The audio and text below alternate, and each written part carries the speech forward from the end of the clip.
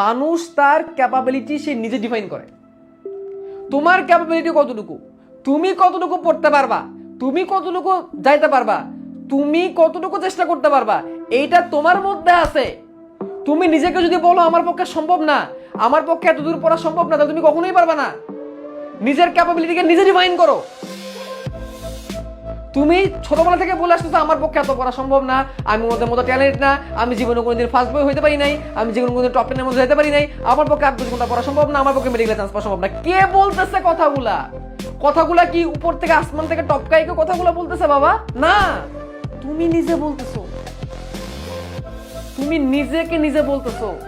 তুমি তোমার নিজের ক্যাপাবিলিটির মধ্যে একটা ধাপ্পা বসাই দিতেছো যে আমি পারবো না। কেন পারবা না? কেন পারবা না? যারা যারা মেডিকেলে চান্স পায় তারা সবাই কি তার স্কুল লাইফে কলেজ লাইফে টপার হয়ে আসে? এমন অনেক স্টুডেন্ট বাবা যে কলেজে ইয়ার চেঞ্জের সময় সে পাস করতে পারতেছিল না, কোনো মতো টেনে টুনে পাস করছে, সে পরে এমন ভাবে কামব্যাক করছে, সে এইচএসসিতে জিপিএ 5 বা গোল্ডেন পাইছে এবং সে মেডিকেলে চান্স পাইছে। আমার নিজের অবস্থা তো এরকম ছিল, আমার নিজের কলেজ লাইফে তো অবস্থা এরকম ছিল। ফার্স্ট ইয়ারে আমি কোনো মতো টেনে টুনে পাস করছি, তারপরে এসে আস্তে আস্তে পড়াশোনা ইয়ে করে, এবং আমি অ্যাডমিশন টেস্টের সময় 12 ঘন্টা 14 ঘন্টা এমনকি 15 ঘন্টা পর্যন্ত পড়ছি। 15 ঘন্টা রেগুলার পড়ি নাই, পড়ছি দু একদিন পড়ছি যখন চাপ বেশি ছিল। আমি অ্যাডমিশন সময় এমন স্টুডেন্টও দেখছি যে স্টুডেন্ট সারাটা বছর টই টই টই টই করে ঘুরছে, সেই স্টুডেন্টও পড়ার টেবিলে যায় বসে অনেকক্ষণ পড়ছে অ্যাডমিশনের সময়। সে কেমনে পারছে? তুমি কেন পারবা না? তুমি নিজের ক্যাপাবিলিটিকে নিজেই ডিফাইন করে দিতেছো আমি পারবো না। কেউ কিন্তু এসে বলে নাই, কেউ কিন্তু এসে বলে না তোর দ্বারা সম্ভব না। কেউ যদি বলে থাকে, এবং হ্যাঁ এখানে একটা ব্যাপার আছে, অনেকে বলে না তোর দ্বারা হবে না, আরে মেডিকেলে চান্স ওকে এত সোজা, সবাই কি চান্স পায়, সবাই কি ইঞ্জিনিয়ারিং এ চান্স পায়, সবাই কি বুয়েটে চান্স পায়, তোর দ্বারা হবে না। তখন তুমি প্রশ্ন করবা কেন? আপনি কিভাবে জানেন আমার দ্বারা হবে না? আপনি কিভাবে আমার ভবিষ্যৎ জানেন না যে আমার দ্বারা হবে না? আপনি কি ভবিষ্যৎ দেখে আসছেন? প্রথমেই প্রশ্নটা করবা।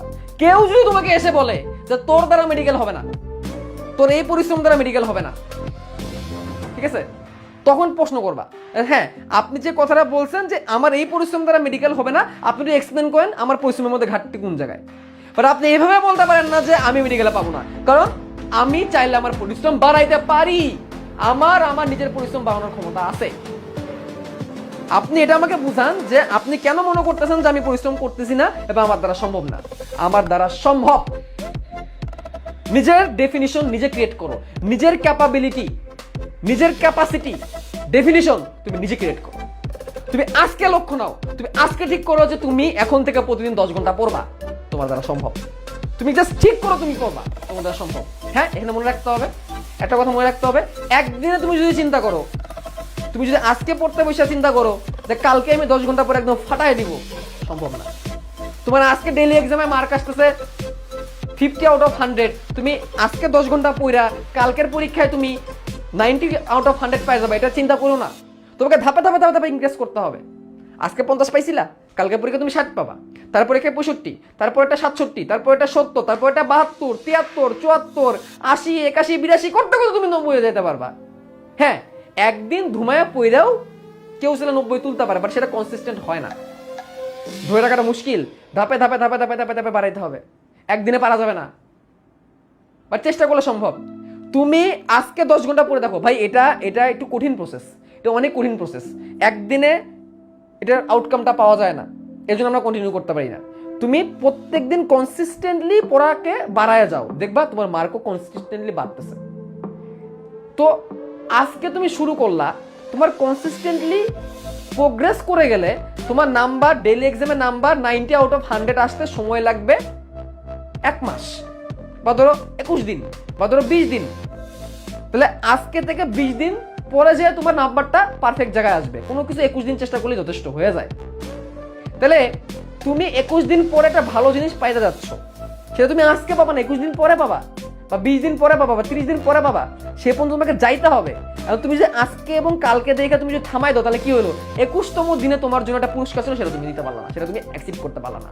তার মানে কি, তুমি আজকে চেষ্টা করে কালকে চেষ্টা করে যদি থেমে যাও, তার মানে কি তুমি আবারও নিজের ক্যাপাবিলিটি, নিজের ক্যাপাসিটির মাঝখানে, ডেফিনিশনের মাঝখানে লাইন ড্র করে দিলা যে আমার পক্ষে সম্ভব না। তুমি যাইতে চাইছিলা, সুন্দর করে মাঝখানে লাইনটা কেটে দিলা।